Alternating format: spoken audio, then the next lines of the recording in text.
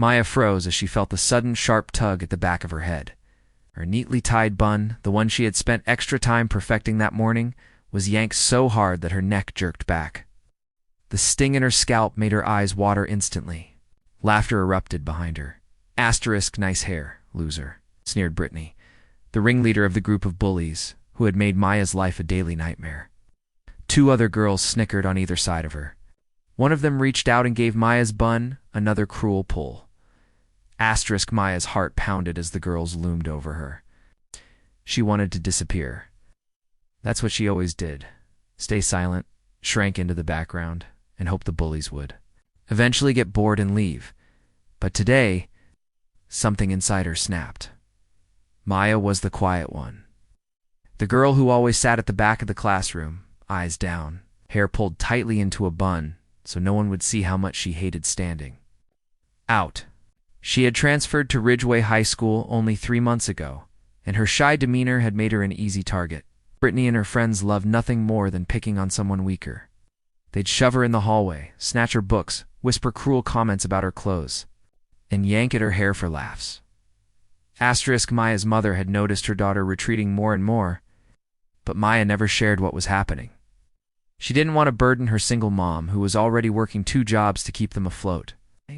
Fine, Maya would always insist, even though she felt like she was drowning inside. Today in the crowded hallway, Maya's hands clenched tightly around the book she was carrying. Please, just stop, she whispered, her voice barely audible. Asterisk Brittany leaned closer, her smirk widening. What was that? Speak up, shy girl. She tugged at Maya's bun again, harder this time, so hard that a few strands of hair tore loose. The sting made Maya's eyes fill with tears. The bullies howled with laughter. Asterisk. But then Maya remembered the words of Mr. Lopez, the kind PE teacher, who had encouraged her to join the school's self-defense club. Weeks, but last month, she had finally gone. You're stronger than you think, Mr. Lopez had told her after their first lesson. Sometimes you just need to believe it.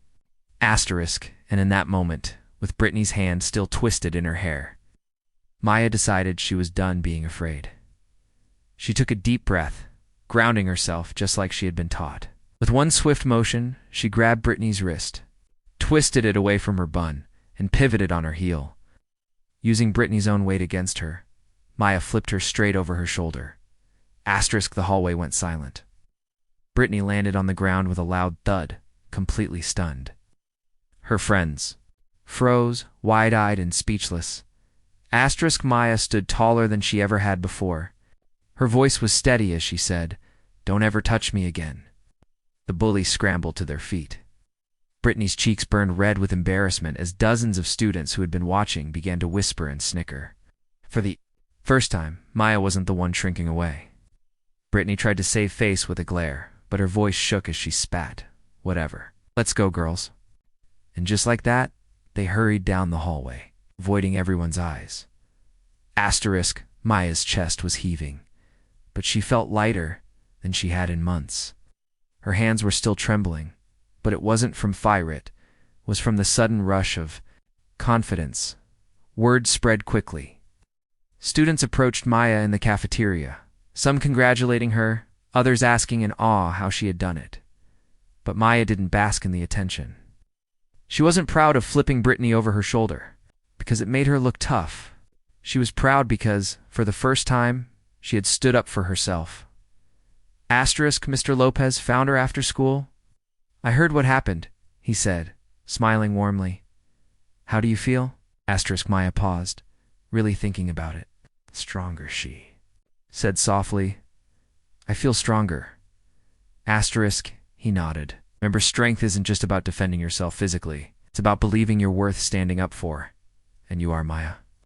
Brittany and her friends kept their distance after that day. But Maya didn't go back to being the silent girl who hid behind her hair. She started speaking up more in class. She joined the self-defense club officially and even began making a few real friends.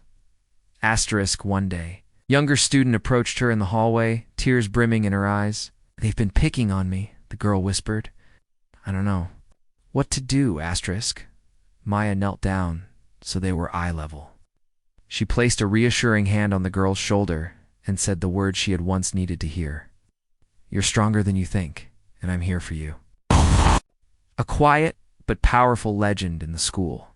Not because she had taken down the bullies, but because she had refused to stay silent any longer. Her journey was not about revenge.